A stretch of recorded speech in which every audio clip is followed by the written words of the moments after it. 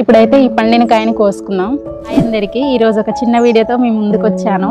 ఈరోజు మీకు ఒక కాయని చూపించబోతున్నాను. చూడండి, ఇదంతా స్టార్ ఫ్రూట్ చెట్టు. పూలు కూడా పూసాయి. పూల తర్వాత కాయలు పిందెలు పడతాయి. ఇవిగోండి స్టార్ ఫ్రూట్. ఈ లోపల కూడా చాలా కాయలు ఉన్నాయి, చాలా ఉన్నాయి కాయలు. కాకపోతే ఈ కాయలు చెట్లలో కలిసిపోయి ఉన్నాయి. ఇవి లాస్ట్ టైం మేము లంబసింగి వెళ్ళినప్పుడు వచ్చేటప్పుడు ఈ మొక్కను కొనుక్కొని వచ్చినాము. అప్పుడు కూడా ఉండే పిందెలు, కాకపోతే అవి ఎక్కువ రోజులు ఉండలే, రాలిపోయినాయి.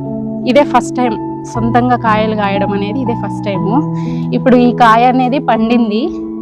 ఇప్పుడు దీన్ని కోద్దాం, ఎట్లుంది ఏంటి అనేది టేస్ట్ చూసి చెప్తాను. ఇప్పుడైతే ఈ కాయని టేస్ట్ ఎలా ఉంది అంటే, ఇది మేము స్వీట్ అని కొనుక్కొని వచ్చాము. ఇది స్వీట్ ఉందా పులుపు ఉందా అనేది మాకైతే తెలియదు. ఇప్పుడైతే తిని చూద్దాం.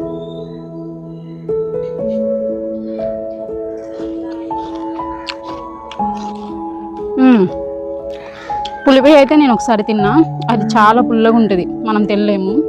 ఇదైతే తీయగుంది, తినగలం మనం. కాకపోతే కొద్దిగా వగరు తెలుస్తుంది.